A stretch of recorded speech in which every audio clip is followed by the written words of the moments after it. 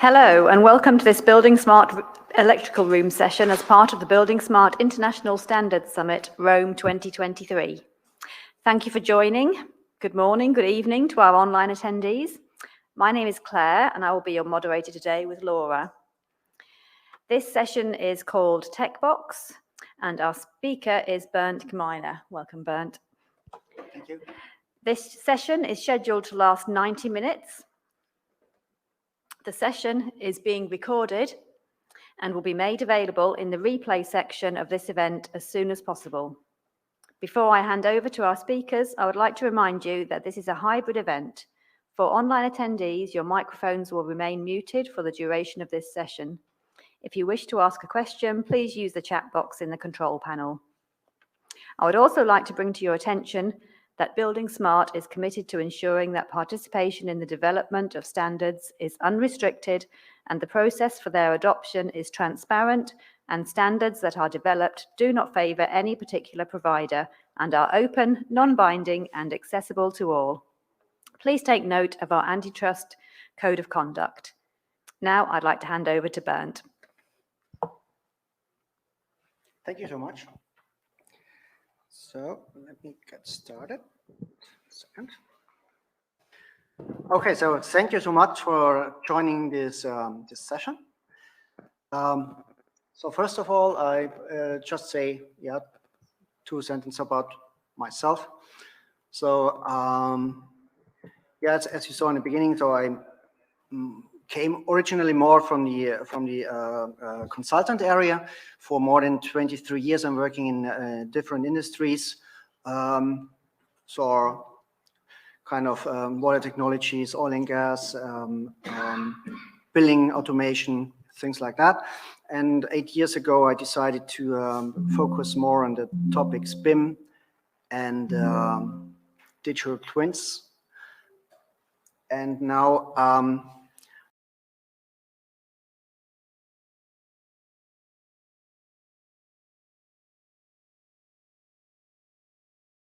for lab, which the name says is more connected to laboratories and lab planning. And there was a challenge that occurred that lab planners couldn't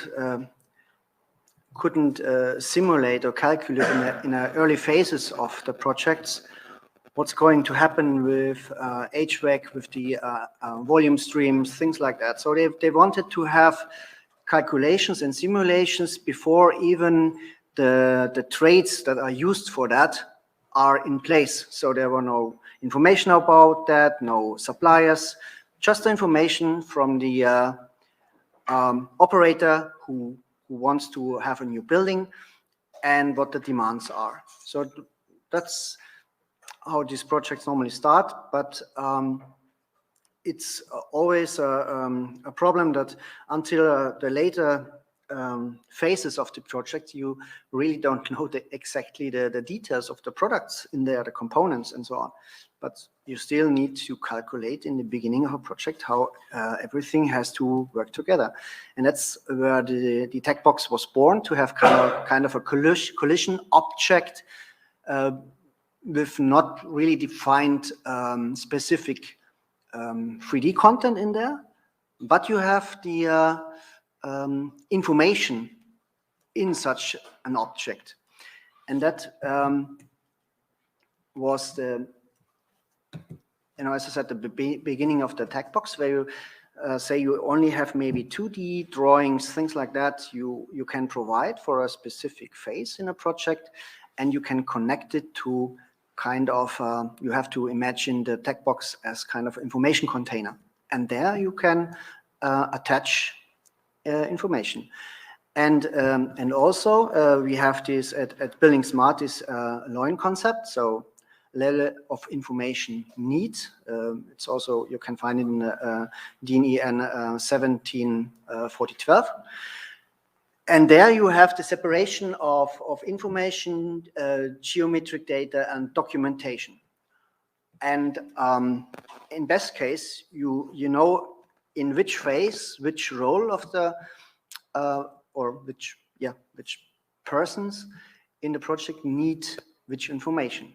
And that's where we said, okay, if we have something like the information container that's connected to a special need, then we can also make it work with the LOIN concept and also enable it in IFC. Why is that? So if you have a quick look on the LOIN concept, you have a lot of advantages if you look on the further or on the concept before the LOD, level of development. So where you have LOD 100, LOD 200, LOD 300, and what does it mean? So if I say I need to have information on LOD 300, so does it mean I have level of geometry 300 and also level of information 300?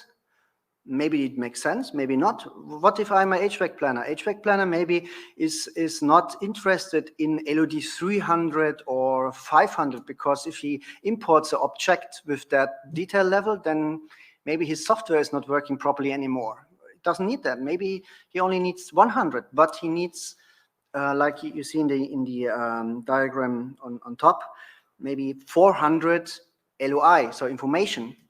And so that's where LOIN comes in, and that's what we also do with the TecBox. So for a specific purpose, we add specific information and geometry and documentation. Just a quick example how that works in laboratories. So we have this TecBox I was talking about in the middle. So we have medias connected to it, electrics, and HVAC. You don't know anything about the components. It's not necessary, but you know which volume stream you will have or electric connections, whatever. And later on in the project, you can add the details.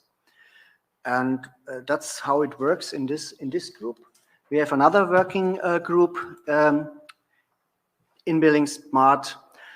It's called open-BIM in industrial planning. Similar problem, but completely different approaches and needs. For example, if you can see in the middle this production line, so it's not even a physical object that is represented by the TecBox in this case. It can be kind of a space in a room where a robot is working, and maybe you don't want to enter this room as human because it's during its working it's dangerous, so it could harm you. So that's the information that you could even provide in the first phases of a project, even if you don't know what kind of robot it will be. Is it a car production, whatever? You don't know, but what you know is that this is a zone where there's a danger to human beings or whatever. So you would put that information in an information container in the first phases. And then there you have your TecBox. So you can work with that, you can simulate with that, you can calculate with that. And that's also something that you can use in later phases, like the operational phase. So we're talking about digital twins then, so that you know, okay, there are spaces that collect information in an area where there is a danger to people or whatever. So these are scenarios that are important for this working group in the industrial planning.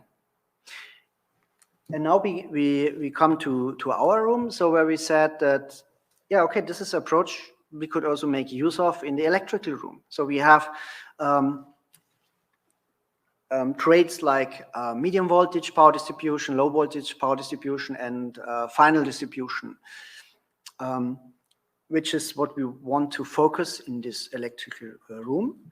Of course, as you can see on the left side, we also have kind of renewable energies that maybe more work in the low voltage power field, because they are also connected to a building. So solar collectors on the roof, or some wind, something like that. So, but it's really everything connected to. But if you go into detail, so what is a TecBox about in such a scenario? So it's really the same approach like with labs, like with industrial planning. So you have at different stages of your project, different needs. So maybe in the beginning, it's just metadata. So this term box can maybe a little bit confusing in that context. That's why we only use it as a working title. So it's a information container. So in the beginning, you only have metadata. Later on, you also have 2D data in there, documents, things like that. And later on, you have real 3D objects in there. The TecBox can also be a 3D object, but only in a, let's say, compared to LOG 100, so level of geometry 100 box, because it's not meant to have more detail. It's just a collision body. If you need objects with more geometrical details in there, it's inside, as you can see on the right side, it's inside the TecBox. So the TecBox is kind of a hierarchy. It's structures data. It's structures data if they are metadata or 3D data, doesn't matter. It's a container. Next slide. And here you can see, I don't want to go into detail on that, just that you see that we had a lot of thoughts about how we structure such kind of data model. And of course, we need to anticipate which roles need which information. So for example, like you can see on the left side, architects, electrical planners, and so on. Or yeah, any kind of roles you can imagine for such a project. We also thought about like you see in the middle, the non-electrical trades. This is something where we don't go into detail, but for example, if you look at a building, there are also some other trades than electrical that are connected to that data.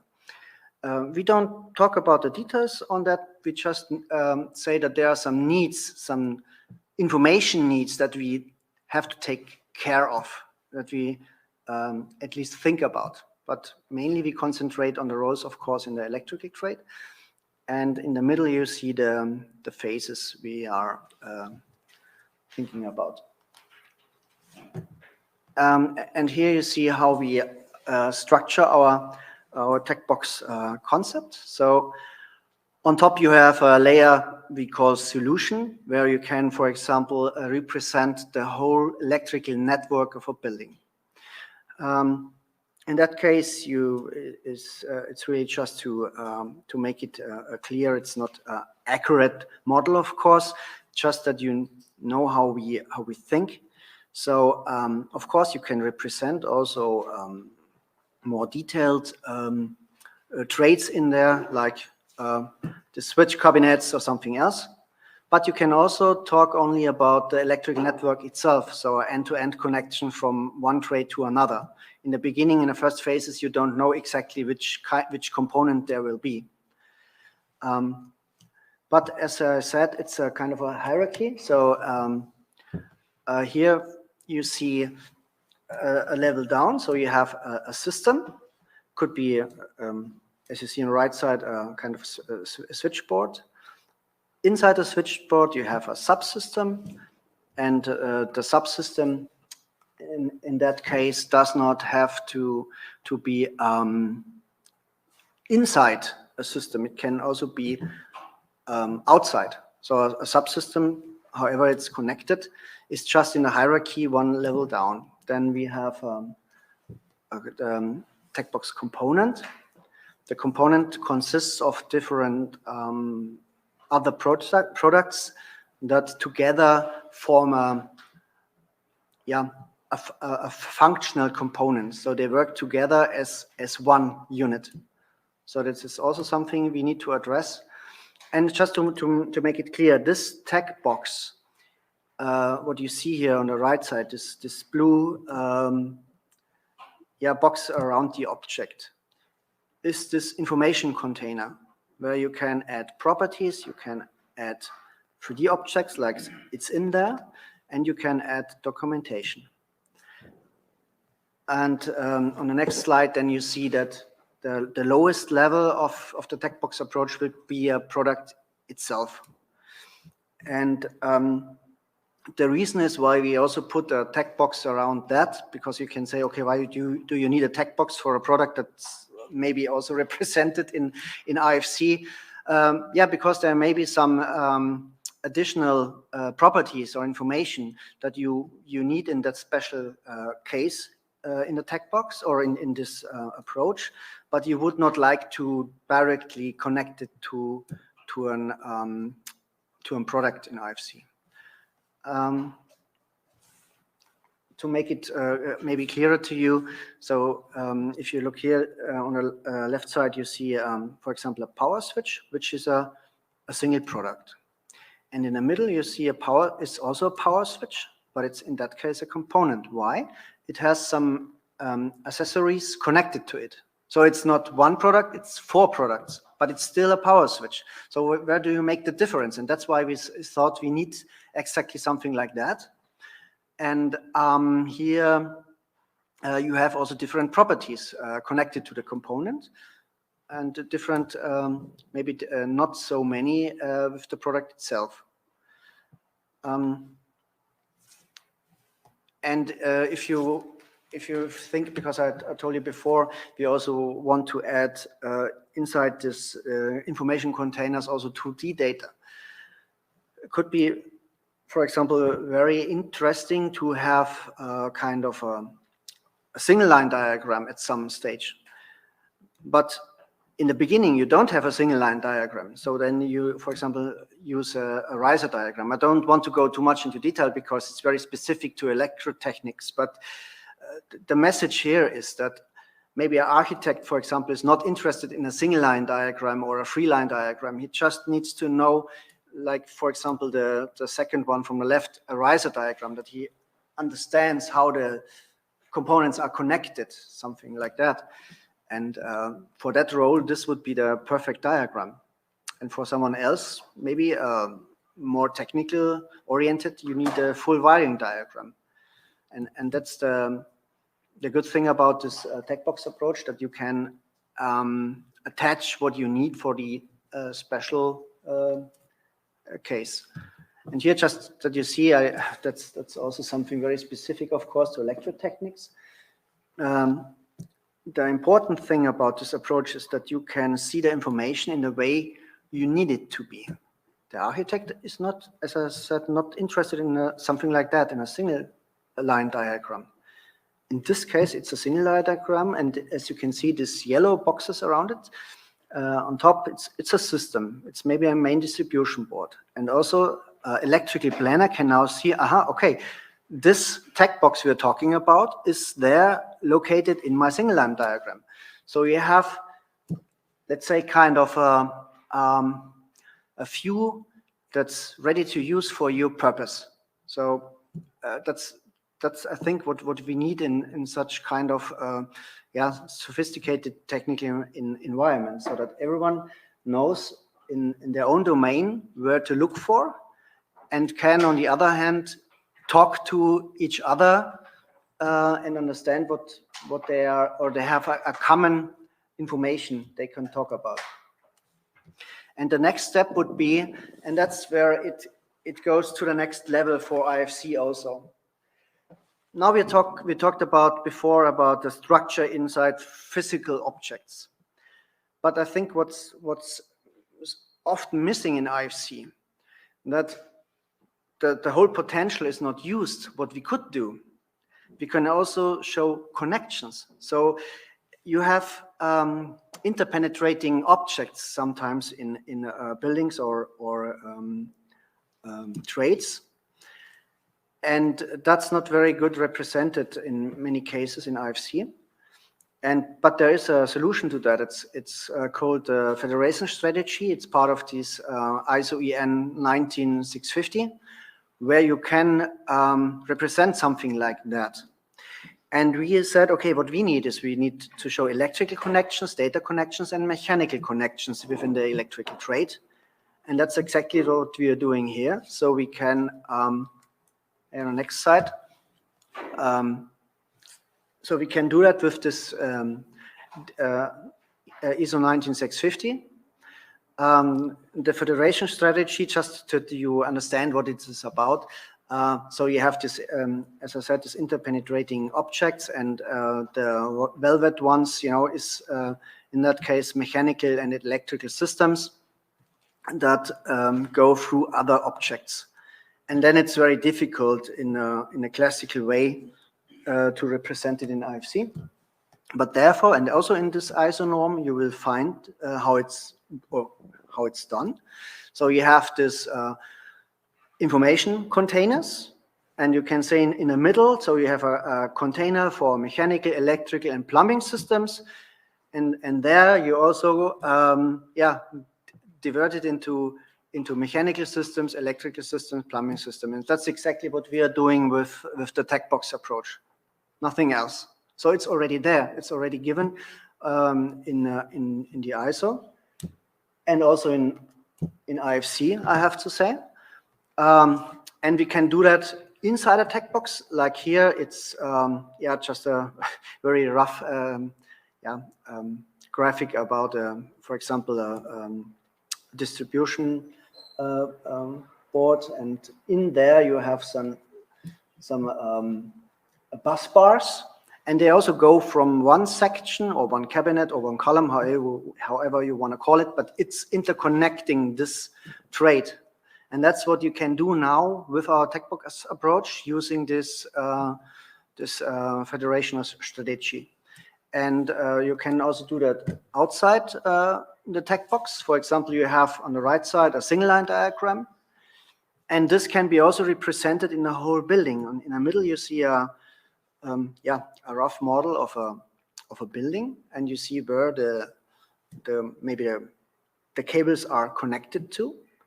It's not accurate at that time. It's maybe also not necessary at that time. You have a start point, end point, and what is connected to.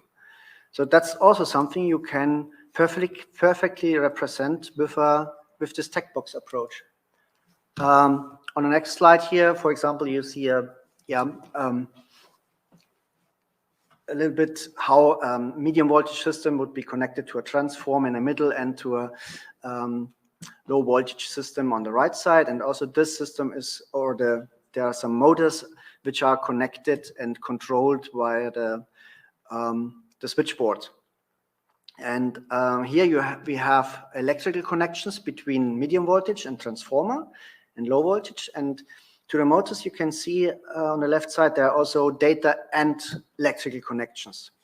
And this is something, it's not represented at the moment in IFC, but it can be done. And here you also can see how you implement then the building management or production system in that whole context. It's all data connection. It doesn't matter if it's a controlled, as a data which come from a controller and go to a consumer, like over BACnet or whatever, or if it's a data connection you use, for example, for a building management system to collect data, to do analysis, or a video stream. It doesn't matter. It's a data connection. We can also represent that, including properties in IFC. And the last connection, just very quickly, we call it mechanical connections, because these are all things that not so, or there's no need to model it in detail in the electrical trait, but they are there. So the cable trays have to be somewhere, and the cables following, of course, the cable trays.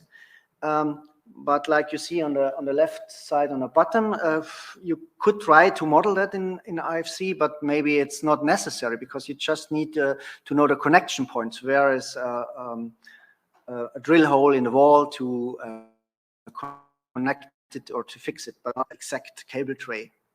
And that's why we decided to put that into a container, information container like this. And what also in the beginning, that we are thinking of roles which are not directly in the electrical trade, but still they need to be addressed. Like, for example, you see on the left side the fire safety or the lighting or HVAC systems. So there's a necessary kind of data you need at least share with someone from this other domain. But that's where our approach ends, because that's at some point needs to be discussed, of course, with the other trades. But just that you know, we are thinking of course, providing data for other trades, but it's not our main focus in this room at the moment.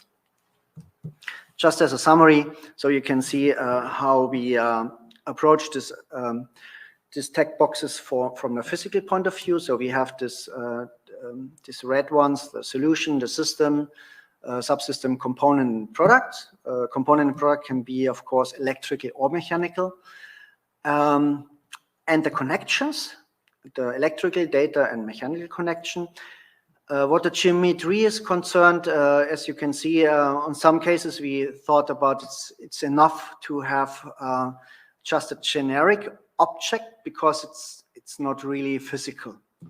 Take, for example, the data connection. If you have a wireless data connection, maybe it's difficult to show a collision body.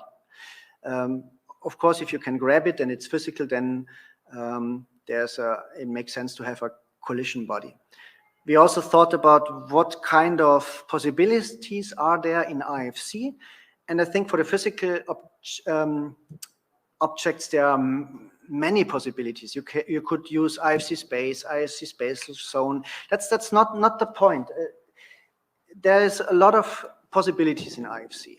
Just the concept is what counts for us. But when it, and of course there's a third possibility for TecBoxes, the functional clusters. I come to that later.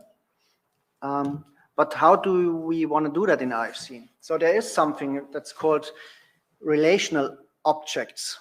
That's where this federation strategy comes in. I told you before in this ISO 19650.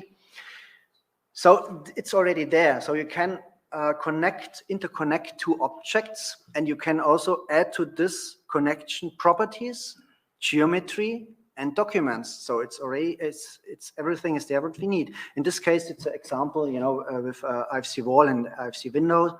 So if you make a hole in the wall, you have a void, and then you have a window, you want to fill that void, and then you interconnect it. That's what this graphic says. And it's the same principle you would use for connections, data connections, electrical or mechanical connections. And just a short example. So these two trees you can see here, system A and system B, could be, for example, in a technical trade, could be distribution boards. This schema you see here is nothing but a tree maybe in IFC 3 with hierarchies. So the TecBoxes would be hierarchies in an IFC file with properties, geometry, and documents for each of the hierarchy. They also can be empty, no problem. But in IFC, if you want to standardize something, then you need to stick to this hierarchy. Otherwise, a software would not recognize it. So, but what do you do now? So we have two systems. And then you want to interconnect them. And in the beginning, I don't know if it's visible on your screens, but in the beginning, you would just interconnect maybe system A and B. You know, there will be a connection at some point of time. And in the first phases in the project, that's the information you would add. Later on, then you say, okay, now I know the subsystem A will be connected to the component B in the other system. And I know there's an electrical connection and a data connection. And as you can see, you can also add to that connection properties, geometry, documents. So this is something you can easily represent in IFC. And then the question came up sometime, yeah, what is with cardinality? So if you have, for example, a gateway and you need to address 40 sensors, whatever, or there's also a solution for that. It's the same principle. So on the right side, you have this green objects are motors. They need power, and you need to control them. On the left side, in the system A, you have everything you need. You have a gateway for the power, or you have a gateway for the controlling, and you have a feeder to provide the power for that. And for each of these motors, you use one connection. So it also has an ID. It's initiated, and it's direct connected, and you can do that with as many components you want to do that, and you have all the data you need for each device, for each connection. And the last point I want to make here is that what I showed before in the overview, that we also have something like a functional cluster. In the electrical trade, it's also important. It's sometimes that you say, okay, we have functionality that we need to address, but the information we would put to that kind of cluster is something you would not want to add on a special product or a component or system, because it's something maybe that's interesting for industrial planner. Industrial planner would want some information about this how these components work together. So in this case, as you can see, it's a motor starters inside a switchboard, data and a power connection to the motors. And that's what we would then call a functional cluster. And how would that look like in IFC? It's simple. It's the same principle. So you have the hierarchy you saw before. So the system A and system B, they are connected over electrical and a data connection. And on top of that, you have this functional cluster, where you would just link, as you can see on the left side below, you would just link into the functional cluster the two products, the electrical connection, a data connection, and the motors, and the power distribution and the motor starters. And that would be the functional cluster. And on the right side below, this red one, which is the functional cluster, you can also add properties, geometry, and documents. And I think that is a concept that really helps with digital twins later on in an operational phase, because then you have something you really can address in IFC. It's not meant to change on a minute basis or hourly basis, of course. That's not what IFC is for. It's just the exchange object, and you can store how your components work together. And there, for example, you have inside a property that says, okay, that's real-time data. You have to expect real-time data on that connection. That's all. You don't, of course, put in real-time data in a IFC, but that's not the purpose of it. Yeah, so more or less, that's what I wanted to show you, and now I'm open for questions.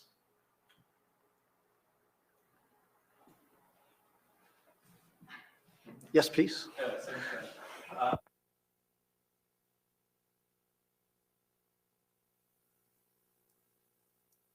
For the presentation.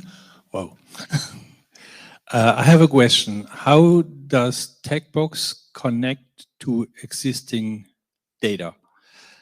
As an example, you have an IFC switch. You showed the switch before, and that needs data to get specified, and this data is available, let's say, in E-class. Is it now a copy-paste, or how do you link to this specific data? That's a good question. We we thought about that because there are a lot of data available in IFC to define objects. And the thing about IFC is that we only want to address the necessary data to work together. And if we try to add the maximum available data about objects, I think no one will be benefit from IFC then. So we would just try to find out what is the minimal data that we need for a product, which is maybe available in E-class, and then we say, okay, this is our exchange requirement, and say, okay, this data or this information in E-class we also need in IFC, and then we put it into IFC.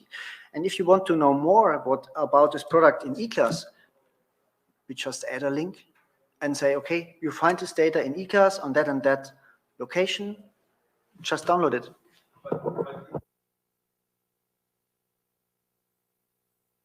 In the beginning, it's a copy-paste, or is it already a link? Which can be, let's say, when I increase my level of information needed, it's just one click, let's say it this way, and then the system knows that it needs more information out of E-class. I mean, when it's defined from us, yes, it can be that easy, but first of all, the process, I mean, this room just started. So what we're doing now is we have first to define what are our information needs, which role needs which information when. And we don't care if it's E-class or is it IFC or whatever. We just define the overall exchange requirements. After that is done, we will look into IFC, what is already there, because there's a lot of things already done in IFC, and then we say, okay, that's fine, so we can use that. But there are also some exchange requirements which are not found in IFC yet. So then we propose, okay, let's put that into IFC, because then we can work together better. But it's not a copy-paste, because it's E-class is specific, and it's also specific to regions, and it has to work. Yeah, okay. So that's how we approach it. Does it answer your question?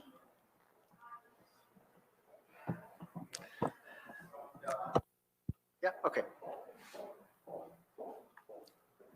Someone else?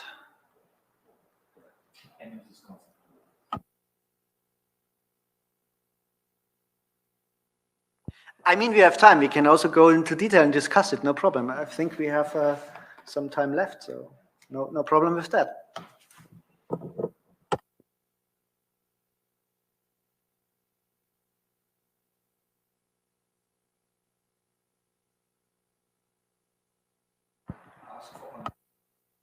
I've already asked. Yeah. Okay. Yeah, we're just saying. So we have some people online. So if you have any questions, just shoot. Happy to answer it.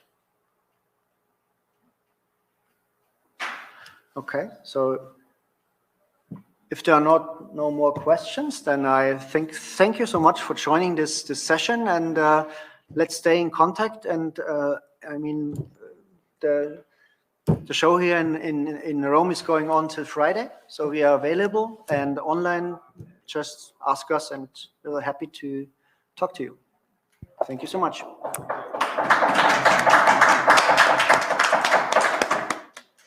Thank you very much, Bernd, for your presentation. And like Bernd said, please join us for future sessions. And if you want to contact the electrical room, I'm sure they'd be glad to hear from you. You can do so via the buildingSMART website. Thank you. Thank you. Bye.